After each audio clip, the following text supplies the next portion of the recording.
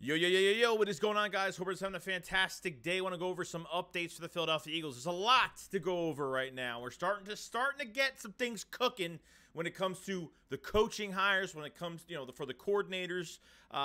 We get some players that could be shipped off. We get into a lot of other news like that. So sit back. Don't know how long this is going to be. So let's get straight into all this news. Because I've seen enough horror movies to know any weirdo wearing a mask is never friendly.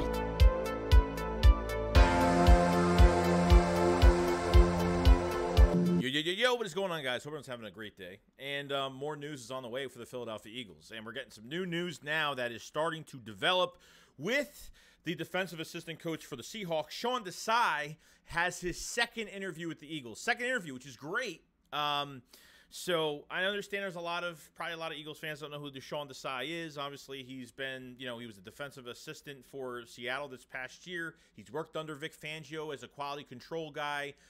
With Chicago, he was a defensive coordinator in 21. Okay, has his second interview with the Eagles. So now we're starting to see that maybe Sean Desai is the real guy. I think it was obviously between Denard Wilson and Sean Desai this whole entire time. Vance Joseph might have been one of the leading guys before he left for Denver, but I think ultimately they might have had something else on their minds. And Sean Desai hopefully bringing a better defensive philosophy and a defense that's not going to have a lot of weapons, or I should say not as much weapons as last year. Because when you have a defense that doesn't have as much weapons, which when Sean Desai was the defensive coordinator for the Bears in 21, he actually had less talent, and it was still one of the best defenses around. The pass defense for his defense as the defensive coordinator in 21 for the Bears was second in the league. Sacks was fourth in the league. Total yards per game against offenses were fifth in the league.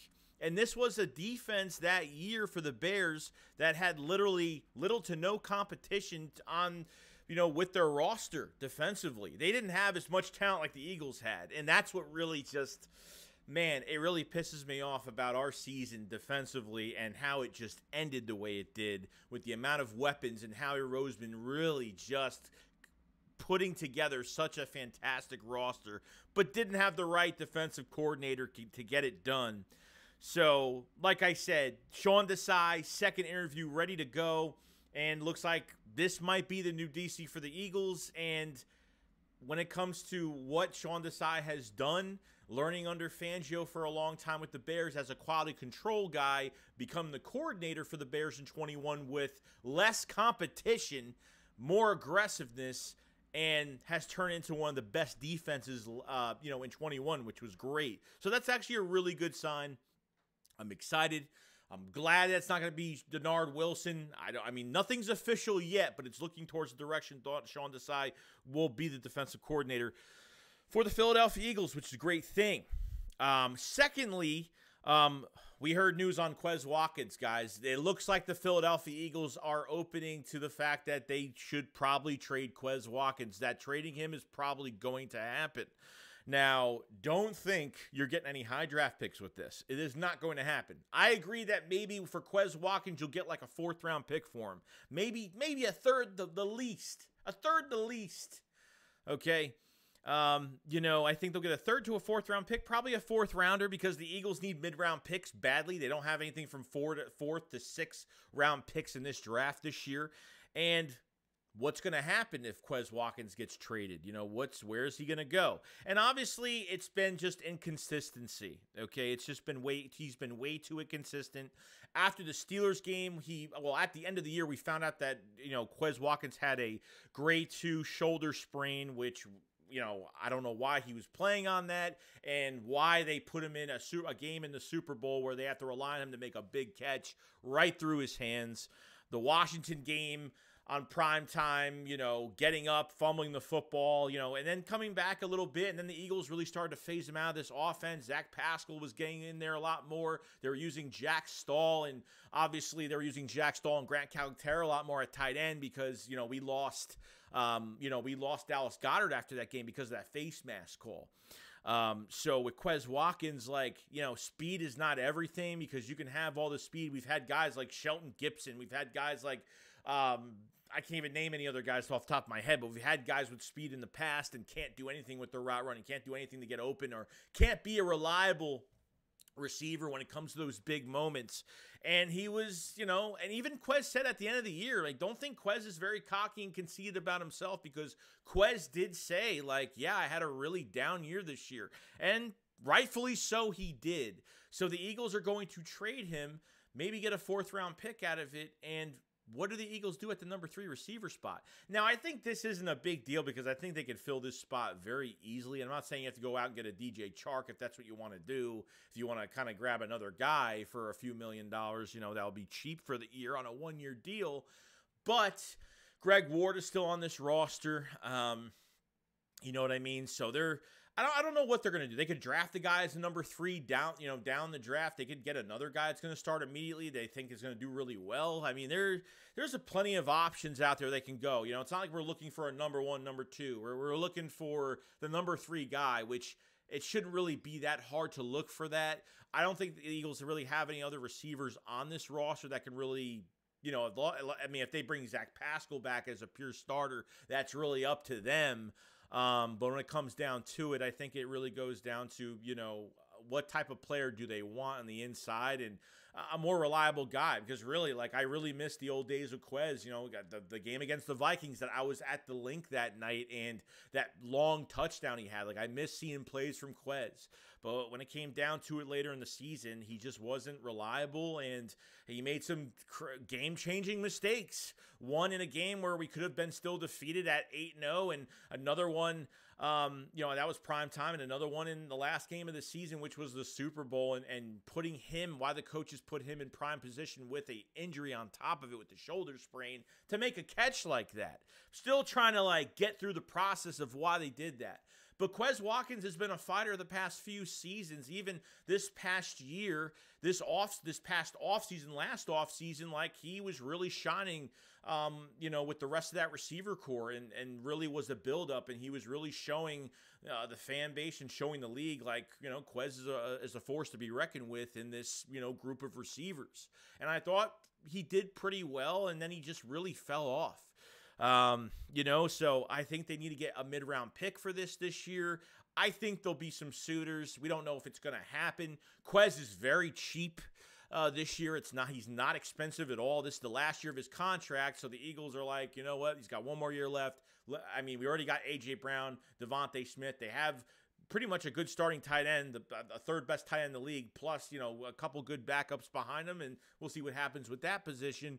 But I think they can complement Quez with somebody else. I think they have the choices to go out and get somebody else, whether it's the draft as a day 1 starter as a number 3, or they get like a tolerable free agent slot guy if that's where they want to go with all of this. So this is going to be interesting in the coming days of free agency and what's going to happen with Quez during these trades. And, you know, I hope, you know, I wish, you know, it's going to be a mid-round pick. Don't expect you're getting anything crazy for Quez. Like I said, he's cheap, which is a good thing, so any team can really afford him. But at the same time, it's going to be a prove-it deal for him going to next year on another team, and the Eagles need to get some type of mid-round pick this year. I think a 4th-round pick would be probably fair for Quez, and we'll just see what happens. So that's the news front for Quez Watkins so far. Now, 3rd thing on the list right now is we got some news from Jalen Carter, the one of the best defensive tackles in football in college for Georgia. He's been fantastic. I've loved this guy. This is definitely one of the biggest trade-up candidates for the Eagles. If the Eagles are going to have the 10th overall pick right now, I mean, you're looking at Will Anderson, but I'm looking at Jalen Carter as well. I've heard the rumors about the off-the-field issues, but it looks like, as of right now, which probably will help the Eagles get him, it looks like he's not going to the combine to work out at all. It looks like he's not going to work out. So when you see news like this, when certain top players don't want to work out at the combine, it's either one, he doesn't want to get himself hurt, and number 2, he's hiding something that could affect his draft stock, and he doesn't want to put that on the field.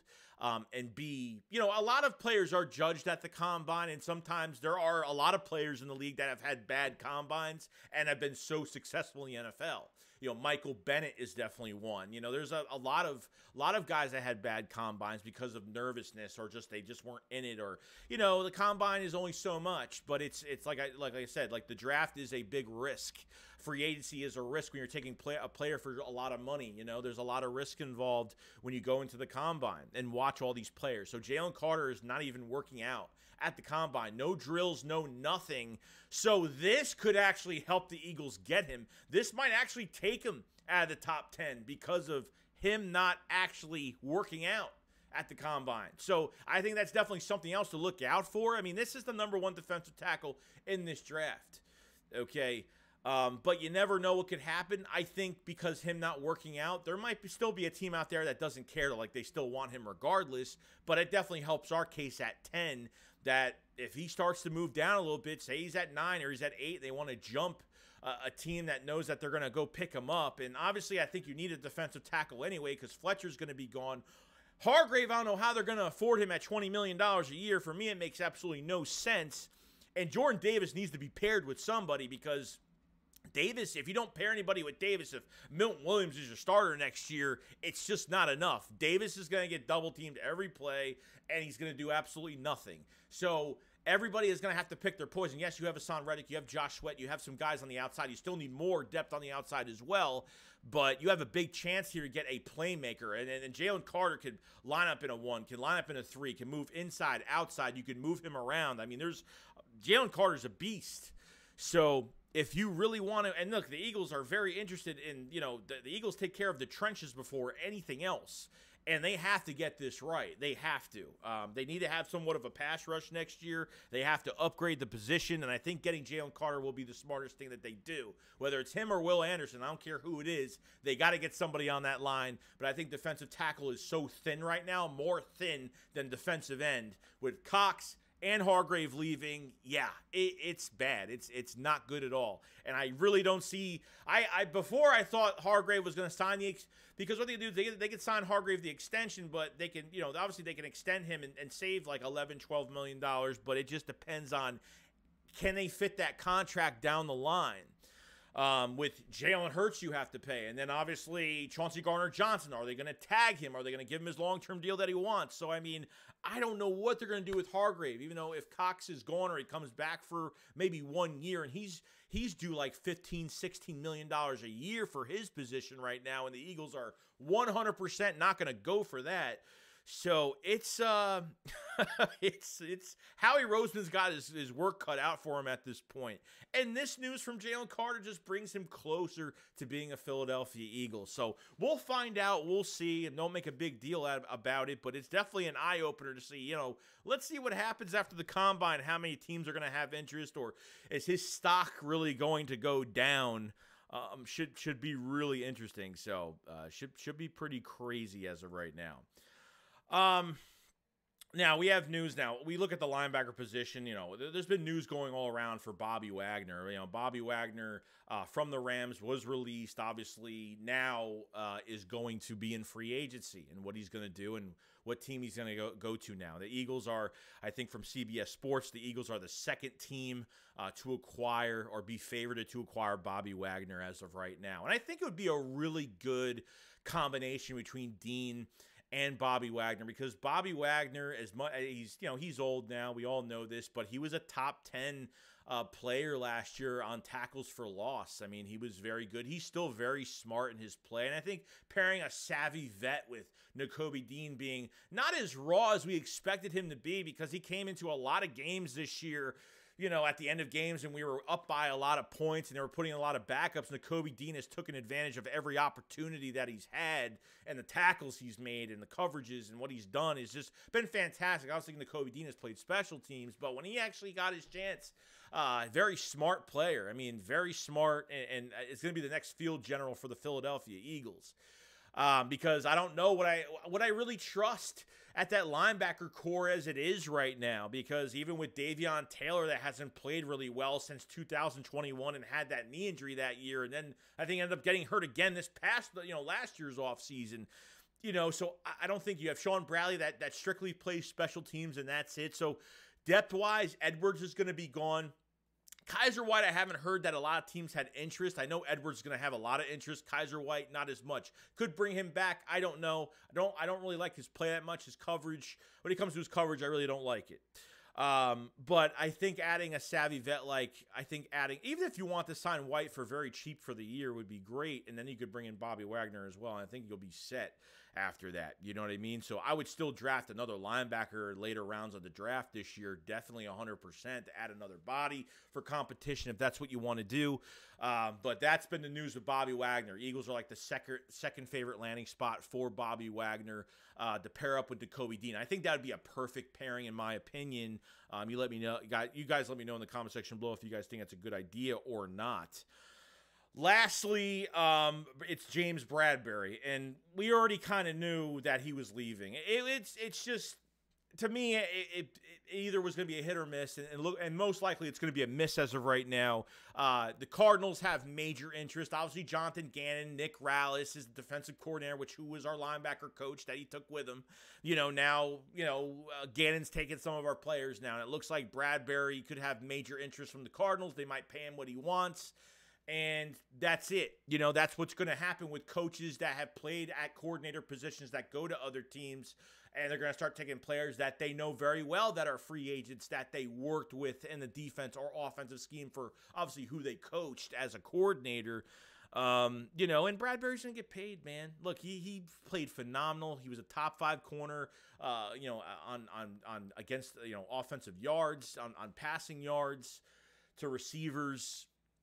He did well over what I thought he was going to do and did a fantastic job. It's a real shame we can't bring him back, but man, I don't even care because I want to sacrifice. I want to take chances. I want to get younger. I want to draft well. I want to get one of these corners in this draft so badly, and it's deep right now. Literally, there's probably 5 to 6 corners in this draft, literally, that either have grades between 4th round and up, between 16 cornerbacks. Literally, it's honestly insane on how deep the corner draft is. But when you're talking like the first 5 or 6 that are going to start for a team, depending on where they go and if they fit well, it's a good draft for the Eagles at 10 to say, if you don't want to get a defensive lineman and really want to shore up your secondary, you got something right there. And obviously someone's going to drop down on the board.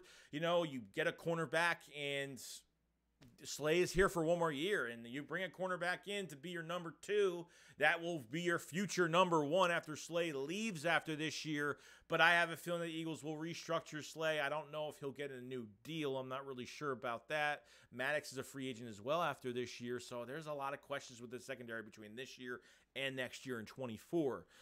So Bradberry's going to get his money. I can't blame him. I can't blame the Eagles for letting him go or letting Miles Sanders go or letting Isaac Seumalo go. Like, they got to get paid. They got to go somewhere else. Like, Eagles can't afford to keep all of these guys. So it should be really interesting. So that was the news update on the Philadelphia Eagles. We heard about Sean Desai on the second interview. Statistically was great in 21 with a less type of defense, has less really, not really good players on that defense, less talent than what the Eagles had this past year, and was still one of the top defenses in 21.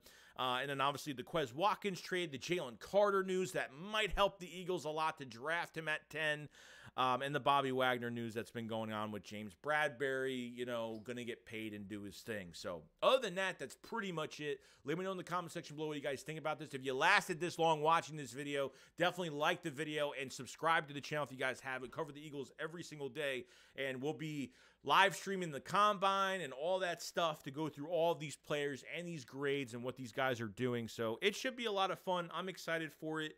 There's a lot to do here. The Eagles have a lot of work cut out for them right now. There's so much to do with this roster. I want to see what this roster looks like by the end of April. I mean, literally, it's going to be intense. So I hope you guys have a fantastic day. I'll see you guys on the next one. Shake Squad up, follow side. Peace out, guys. Peace.